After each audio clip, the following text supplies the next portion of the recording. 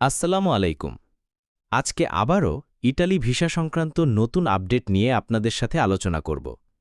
সুখবর, সুখবর, সুখবর। ২০২৫ সালে যারা আবেদন করেছেন, আপনাদের জন্য সুখবর।